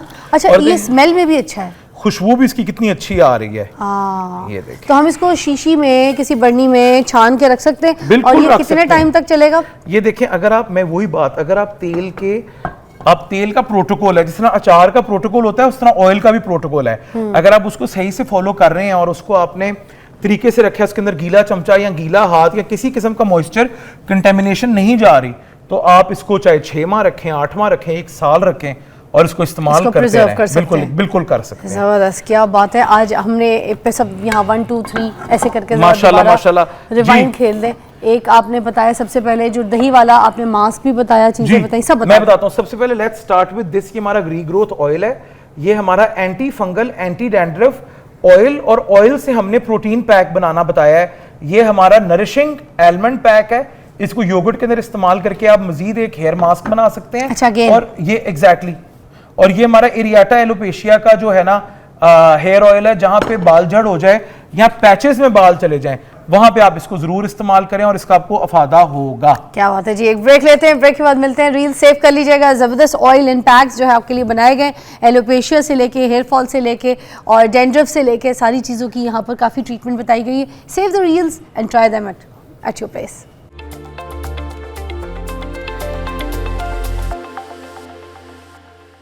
Back you watching morning with Fiza और अब हम बना रहे हैं ज़बरदस्त किस्म की कढ़ाई और इस कढ़ाई का नाम पता है क्या है? बताएं। मुर्ग मस्तानी। मैं अच्छा, मस्तानी ये- होकर दिखा देती ये एक बहुत जबरदस्त कढ़ाई हम बनाएंगे, जिसको हम पहले बहुत बेहतरीन तरीके से हम इसके अंदर कढ़ाई बनाएंगे और एंड में हम इसको एक बहुत ही जबरदस्त किस्म का डैशिंग किस्म का जो है ना तड़का देंगे। ठीक है। अच्छा, अब प्याज को ब्राउन करने का एक मैं क्विक टिप दे दूं अपने सारे साथियों को, दोस्तों को, कि आपने प्याज लेना है एक। ठीक है। हमारे पास तकरीबन 3 पाव मुर्गी और हमने ऑयल के बगैर प्याज को डाला है। हम इसको स्वेट होने देंगे। अच्छा, हाँ। इससे क्या होता है? इससे होता है कि ऑयल प्याज अपनी शुगर्स रिलीज करता है। ठीक है। शुगर्स अच्छा। रिलीज करते हैं, हम जैसे ही ऑयल डालेंगे वो फौरन से ब्राउन हो जाएगा। मुझे तो ये पता ही नहीं आपको- था कि ऐसे भी कुछ प्याज को ऐसे आपने स्वेट कराना है। हमजा भाई आएंगे तो आपको नई नई चीजें सिखाएंगे। हमजा भाई क्या बात है। अच्छा जी, ये देखें, ठीक है। ये हम इसको ये करने देंगे। अच्छा, ये जो हमारी डिश है ना, ये फिजा, ये कल मैंने आराम से बैठ के सोची और फिर इसको हमने इजाद किया। मैंने कहा यार कुछ सिग्नेचर करते हैं, कुछ नया करके बताते हैं। वही कढ़ाइयाँ, वही चाइनीज, वही कॉन्टिनेंटल, इस तरह जो है ना मजा आता है। ये देखें, ये देखें, अब महक ये आना शुरू होगी ना, प्याज वाह। पके हुए की खुशबू। वाह। अब बस 30 सेकंड्स और हम इसके अंदर ये देखें स्मोक करके अब हम इसके अंदर अपना ऑयल डाल देंगे। आपको पता है कढ़ाइयों में ऑयल जरा ज्यादा ही अच्छा लगता है, और नॉर्मली जब आप घर पे बना रहे हैं तो आप हाथ रोक के बेशक इसको बनाएं। ये रेसिपी जो आप बता रहे हैं ये 1 किलो के हिसाब से बता रहे हैं, आधा किलो के हिसाब? तकरीबन 3 पाव मुर्गी है हमारे पास, ठीक है। तो उसके हिसाब से ये देखें। अच्छा, आपने अपने प्याज को ब्राउन नहीं करना। ओके। ठीक है। आपकी जो चिकन है वो खुश शक्ल रहेगी, वो क्योंकि ये टमाटरों की बेस में बन रही है, तो नहीं सही है। हमारा तकरीबन 1 किलो मुर्गी है हमारी। ये देखो। अच्छा, मैं हमजा भाई की सारी डिशेस घर जाके ट्राई करती हूँ। हाँ। अब मोस्टली मैं इनको फोन करके फिर ना रो रही होती हूँ, हमजा भाई ये नहीं हो रहा, हमजा भाई। हाँ, नहीं। अब और आपने फिजा, मुझसे साथ साथ बनवाना भी है ताकि मैं भी ये बिल्कुल आप चीजें ये पक्की बनाएं। ये हो जाऊं। देखें, ये देखें, बेहतरीन। आपको पता है फिर इजाज मुझे बोलता है कि आपने जो है ना वहाँ पे खड़े होकर खुद सीखनी थी, हाँ। ताकि आप मेरे लिए बनाते तो सही। नहीं, पर एजाज भी खुद बहुत अच्छा खाना बनाते हैं, तो ये मेरे ख्याल से एक बड़ी प्यारी बात है। अच्छा, देखिए, जैसे ही हमारी मुर्गी कलर पकड़ने लगेगी, हाँ। ठीक है, तो ये हमारी देखिए सब्जियों का प्लेटर माशाल्लाह कितना खूबसूरत है। ओ, ये क्लोज पे दिखाएं। वाह। अच्छा, ये मस्तानी मुर्गी क्यों है? इसके क्यों? अंदर एंड पे मेवे भी जाएंगे, आलू बुखारे भी जाएंगे। हाँ, तो इसके अंदर एक एज है बड़ा मजे का, और इसके मसाले भी डिफरेंट हैं। वाह। लेकिन जैसे ही हमारी मुर्गी इस स्टेज पे आएगी ना, तो हमने इसके अंदर अपना 1 इंच का टुकड़ा या 1.5 इंच का टुकड़ा अदरक का ऐड कर देना है। अच्छा, ठीक है। ये आप अदरक को गुदर के लाते हैं या फिर ये हमने इसको सिलवट्टे पे पीसा हुआ है। अच्छा। आज मैंने कहा जरा प्रॉपर ये देखें, और आधा किलो के करीब टमाटर लंबे कटे हुए। टमाटर कितने खूबसूरत लग रहे हैं, इसमें इतने प्यारे कटे हुए हैं। लेकिन जो लंबा गोल काटते हैं ना आप टमाटर, तो उसका छिलका अलग से रह जाता है। जब आप लंबाई में काटते हैं टमाटर छिलके के साथ, तो अच्छे से बैठ जाता है, घुल जाता है। अच्छा, अपना वो शेफ वाला हाथ अभी लगने लगा है। अच्छा, ये देखिए, और आप देखें इस पूरी कढ़ाई को कोई पानी में लगाने की जरूरत नहीं पड़ेगी, कुछ भी करने की जरूरत नहीं पड़ेगी, बेहतरीन तरीके से। हमजा भाई ये मैं भी करूं? जी जी बिल्कुल करें। ये देखें नीचे गिरने लगे। ये देखें। अच्छा। वो एक्चुअली इसी सेट पे मुझे 7-8 साल हो गए हैं हमजा काम भाई करते। ये देखें, अब ठीक है। हाँ, ये देखें, हमने इसको इवन आउट कर लिया है। मैं देख रहा था कि हमें थोड़े से टमाटर और डाल देने चाहिए। अच्छा, इससे ये एक्सपर्ट हाथ होता है, ऐसे हाँ। कढ़ाई को भी हिलाना जरूरी है। प्रैक्टिस हो जाती है ओवर द ईयर्स करते करते ना। हाँ। कोई एज सच इसमें एक्सपर्टीज नहीं होती, पर ओवर द ईयर करते करते आप कहीं ना कहीं एक्सपर्ट हो जाते हो, ट्रेन हो जाते हो। तो ये सारा सिलसिला। अच्छा, ये देखें, अब इस पॉइंट ऑफ टाइम पे हम इसके अंदर अपने मसाले डालेंगे, जिसके अंदर आएगा हमारा भुना कुटा जीरा, सूखा धनिया पिसा हुआ, लाल मिर्च पाउडर, हल्दी, कुटी हुई लाल मिर्च, गोल लाल मिर्च, नारियल का बरादा, काली मिर्च और साबुत जीरा। वाह, ठीक है? नारियल का बरादा। नारियल का बरादा। देखिए ना, फिर कुछ एज तो हमने देना है, कुछ डिफरेंट करेंगे, कुछ बिल्कुल लौंग के साथ। आप तो कैसे करेंगे, मिक्स करें मैं ये फिर? देखें, ये देखें। अच्छा हमने अच्छा। हल्का सा, अच्छा, आप कबगीर को नीचे से मिक्सचर के लिए उठाते हैं? बिल्कुल ये हम औरतें जो है ऊपर ऐसे उल्टा चम्मच घुमाती हैं। उल्टा नहीं करना चाहिए, मैं दोबारा करूँगी। ये देखिए। बड़ी कढ़ाई हमने- का बड़ा एक्सपर्ट सीन उन्होंने सिखाया मुझे कि ऐसे करना है, ऐसे। अब ओके। इस पॉइंट ऑफ टाइम पे इसमें चंद हरी मिर्चें चली जाएंगी जो इसको फ्लेवर देंगी, और बाकी हमारी मिर्चें तड़के में जाएंगी। अच्छा, तेल आपने नहीं इतना ज़्यादा नहीं लिया है। हाँ, क्योंकि एंड पे तड़के में भी जाना है। और अब इस टाइम पे हम रूम टेम्परेचर पे आया हुआ दही इसमें डालेंगे, रूम टेम्परेचर पे। हाँ, वो जो ठीक फ्रिज है? का ठंडा दही डालते हैं ना आप लोग, उससे Exactly, गुठलियाँ आ उससे क्या जाती होता है हैं। कि तेज आग पे जब आप एकदम ठंडा दही डालते हैं तो फुटफुटियां बन जाती हैं। फुटफुटी क्या मतलब क्या नाम छोटे- लेके आते, कढ़ाई का नाम मस्तानी फुटफुटिया। उसके अंदर ना छोटे छोटे दाने बन जाते हैं। वाह। तो इसीलिए जो अब देखें माशाल्लाह कितनी अच्छी वो अब ये ऑयल भी रिलीज कर देगी, और साथ बेहतरीन इसके अंदर। हमजा भाई सब कुछ छोड़ते हैं, आए हम लोग रेस्टोरेंट खोलते हैं, बस डन करें। क्या कहते हैं? बिल्कुल ऐसे ही है। और वहां पे हम लोगों को मुर्ग मस्तानी बना के खिलाएंगे। हाँ, और मैं और आप खुद खड़े होंगे वहाँ पे। बनाएंगे ठीक है, बनाएंगे। मैं ऑर्डर लिया करूंगी। फिजा, इतना मुश्किल काम है, हम 2 दिन में भाग जाएंगे। गर्मी जब हमें लगेगी ना, कुछ भी नहीं होता, मेहनत करते हैं, इज्जत अच्छा, कमाएंगे। हाँ, बस डन हो गया। फिर ये देखिए, अब ऑन एयर हमारी कमिटमेंट हो गई है कि बहुत जल्द मैं और फिजा, ये देखें ये छींक आ भी गई फिजा को मसालों की। बड़े मजे की आ रही है, अरोमा भी बड़ा अच्छा आ रहा है, and I can't wait to try. और क्या ये कर लूं? टेस्ट हो गया क्या? नहीं कहानी? नहीं नहीं नहीं नहीं अभी नहीं, नहीं। ये देखिए, नमक आपने हस्बे जायका डालना है। और नमक आप दे दे, देख लें कि पिंक सॉल्ट के अलावा हमजा भाई यूज ही नहीं करते। देखें, जब जहर इतनी कहते हैं। अच्छी चीज अवेलेबल है, ठीक है, जिसके अंदर मिनरल्स हैं, और बाहर लोग इसके लिए कितने डॉलर्स पे करते हैं, और हमारे मुल्क में तो उसको इस्तेमाल जरूर करें। अच्छा, इसको फिजा हम सिमर पे ना हल्की आग पे साथ वाले स्टोव पे रखेंगे, हाँ। और हम अपना तड़का साथ तैयार करेंगे। अच्छा हमजा भाई, मुझे लगता है जो चीजों की कटिंग होती है ना, उससे भी ग्रेवी ये का देखें। शक्ल और वो चीजें अलग आप ये होती देखें, हैं ना। अब हमने टमाटर लंबे काटे थे, हाँ। ये करते करते ऑन एयर ही हमारे टमाटर गायब हो गए हैं और मसाला बन गया है। ऐसे ही है। इसको अच्छा, क्योंकि अभी हमने इसको दम पे रखना है, तो हम इसमें तकरीबन 1/4 कप पानी जो है ना, ताकि चिकन वो अच्छी ऐड तरीके से करेंगे, गल जाए ताकि ना। चिकन गल जाए और चिकन डिहाइड्रेट ना हमजा भाई हो, उठा के और मॉइस्चर इसके अंदर। ये जो हांडी के हिलाने की जो ट्रिक है ना, ये मुझे आपकी बहुत पसंद है। ये देखें, इसको I हम सिमर really पे like पकने देंगे, और अब हम लेंगे, अच्छा, इसको कहते हैं सिमर पे पकना। हाँ, हल्की आग पे। अब हम लेंगे अपनी कढ़ाई, वाह। और उसको हम और इसको हमने ढाकना है, दम करना है नहीं, चिकन बस के ये ऐसी हल्की आग पे इसको हम रखेंगे। और ये देखें, ओके, ऐसा तो नहीं कि ढक्कन लाना भूल गए इसलिए नहीं बोल- नहीं नहीं नहीं नहीं, मुझे ढक्कन वो ढक्कन पड़ा का है, दिखा नहीं कोई नहीं नहीं। नहीं नहीं, कहाँ ढक्कन दिखाए? वो देखें, वो पड़ा है, वो कहाँ? पड़ा है, वो देखें, वो दूर कहीं आपको नजर नहीं आ रहा। अच्छा, आपने मुझे ढक्कन लाया अभी। कोई ढक्कन हो जाता है कभी कभी, कोई चीज रह आप जाती है। बताए, अनमोल ने ढक्कन नहीं दिया।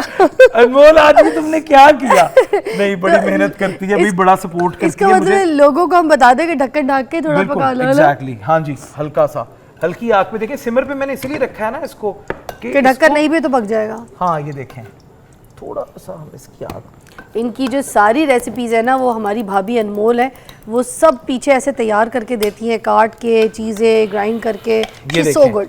इसमें हम अब मैंने ऑयल क्यों कम डाला था, क्योंकि इसके अंदर अब बहुत ही ज़बरदस्त किस्म का तड़का जाएगा। अच्छा, आप डायरेक्ट मक्खनों के अंदर चीज़ें नहीं, बल्कि थोड़ा सा तेल लेते हैं, क्योंकि उसके मक्खन बाद एवेपोरेट हो जाता है पकते पकते, तो थोड़ा सा ऑयल डलता है। ये देखें, ये सही ट्रिक है। अब जाएंगी गाजरें, वाह, ठीक है, ये इस्तेमाल कर लूँ? हाँ जी, हाँ जी, नो प्रॉब्लम। वाह, अब देखिए ना, अब हम मुर्गी को, अपनी कढ़ाई को मस्ताना करने लगे हैं, तो मस्तानी होएगी हमारी इन चीजों से जब हम डालेंगे इसमें। अच्छा, गाजरों को आपने बिल्कुल ऐसे इसका मलीदा नहीं बनाना, अच्छा। आपने इसे कुक करना है और थोड़ा सा इसको क्रिस्पी रखना है, ठीक है ना। इसके अंदर हमारे, इसके बाद जाएंगे मेवे, आलू बुखारा। ये नॉर्मली कहाँ ये चीजें घर पे हम इस्तेमाल करते हैं, कढ़ाइयों में। तो जब ये जाएंगी चीजें, तो फिर इसका जायका आप देखिएगा और कैसा क्या सेहत जबरदस्त। होगी। और मैं कहती हूँ बच्चों के लिए Exactly. कितना खुद भी खाने के लिए आप गजा खा रहे हैं। ये देखें, और हरी मिर्चें, रोजमर्रा के खानों से थोड़ी सी डिफरेंट चीजें ना। हरी मिर्चें, नींबू, अरे वाह, नींबू से खटास आएगी। ये आग हमारी ना स्टूडियो की बड़ी, वाह। आपको पता है मेरे सारे शोज में सबसे फेवरेट शोज कौन से होते थे जो मैं देखती होती थी? लोग ड्रामे देखते, हाँ मैं कुकिंग शोज देखती अच्छा। थी। और आलू बुखारा पहले थोड़ा सा फ्राई होएगा तो ये अपने ऑयल्स और अपने ड्राइड एलिमेंट्स को रिलीज करेगा। अच्छा, कुछ लोग कहते हैं पानी में भिगो के रखो, ये देखिए, आलू बुखारों को आज करना चाहिए या अब नहीं? ये देखें ना, और थोड़े से मेवे, हम्म, ठीक है, आलू बुखारों को पहले पानी में भिगोना चाहिए या नहीं? ये डायरेक्ट डाल भिगोना देना चाहिए बिरयानी के लिए, जब आपने उसको फिर हाइड्रेट करना होता है। अच्छा, वरना ऐसे नहीं। हाँ, अब ये देखिएगा इसके अपनी खटास और एक अपना ही बड़ा मजे का इसका जायका है। सुने, इसको अगर दम पे डाल के चावल भी डाल दिए जाए तो ये तो वो वाली वो एग्जैक्टली ये देखें, अब हम यहाँ पे सब्जियों को भी सीजन कर रहे हैं थोड़े से नमक के साथ। ये देखें, वाह, बोलते कितने मजे से हैं, कहते हैं नमक डाल के सब्जियों को सीजन कर रहे हैं। हाँ सीजनिंग कर रहे हैं उनकी। अच्छा। अच्छा जी, अब ये देखें हम हो यहाँ गया? से इसको उठाएंगे और हम ये देखें, देखिए कितनी मजेदार उसकी फिजा खुशबू आ रही है। शक्ल भी देख के दिल कर रहा है टूट पड़े। ये देखें, नींबू ऐसे उसके ऊपर लेट के आराम कर रहे हैं। हरी मिर्चें जो हैं वो अपना किनारा कशी होने की कोशिश कर रही हैं। उन्होंने अपनी बोटियों के ऊपर, वो नहीं कोई तैराकी होते हैं बचने के लिए, कोई पानी देखिए में। गाजर, अच्छा लोग हम समझते हैं गाजर का मतलब है सलाद या गाजर का हलवा, नहीं। अच्छा। गाजर के इतने ज्यादा यूजेस हैं हाँ। जो आप कर सकते हैं। एंड पे इस पे फिजा जाएगी मेथी, वाह, कसूरी मेथी, ठीक है, क्या बात है। और सही से भर भर के धनिया। वाह, इसको अब हम मिक्स नहीं करेंगे, इसको हम अच्छा, थोड़ी देर अच्छा। दम पे, हाँ जी, थोड़ी देर दम पे रखेंगे। अच्छा, ये गलतियां हम कर देते हैं घर में, ये नहीं करनी चाहिए। ये देखें, और इसके अंदर खूब अच्छी सी खुशबू आ जाएगी। ठीक है। और ये बेहतरीन किस्म की हमारी मुर्ग मस्तानी रेडी हो जाएगी। ये मेवों वाली मुर्गी है, ये आम मुर्गी नहीं है। थोड़ी सी कलौंजी डाल दें, थोड़ा अचारी सा मुझे तो जायका। पसंद है, डाल दें। हाँ। अच्छा अली राना, रोटियां मंगवा लें क्योंकि इसके बाद तो बस नोश ही होगा। और जो लोग देख रहे हैं हमें, वो भी अपने अपने घरों में अब ये बना लें। आज हांडी चिकन सबके घर में होगा। गाजर मंगवाएं ताज़ा ताज़ा, हरी मिर्चें, टमाटर, हाँ जी। और सारे मसाले आपको पता है, नींबू इसी तरह जो है ना डालें, वो भी इस्तेमाल करें। और ये देखें पूरा तड़का जो इस तरह से, ये मैं बेहतरीन भी सीख किस्म गई से आज। उस पे चला गया। ये देखें, हमें बस ये ठीक है देखना हमजा है। भाई। ये देखें, बेहतरीन फिजा भी तकरीबन हमारी शेफ बन गई हैं। हाँ, वाह हमजा भाई, मज़ा आ गया। और अब हमने टोटल इसको और कितना टाइम देना? बस ये जब आपको लगे आपका चिकन गल गया, आपने इसको स्टीम पे दम पे पकने देना है और ये रेडी है बेहतरीन तरीके क्या से। बात है, थैंक यू सो मच, जबरदस्त हमजा भाई। बहुत आज बहुत आपने शुक्रिया, बहुत शुक्रिया। ऑयल्स की भी आपने बहुत जबरदस्त धमाकेदार शो दिया, और ये मस्तानी कढ़ाई तो मेरी फेवरेट हो थैंक गई। यू सो मच, बहुत बहुत शुक्रिया। वाह, thank you, thank you for having me. Allah Hafiz.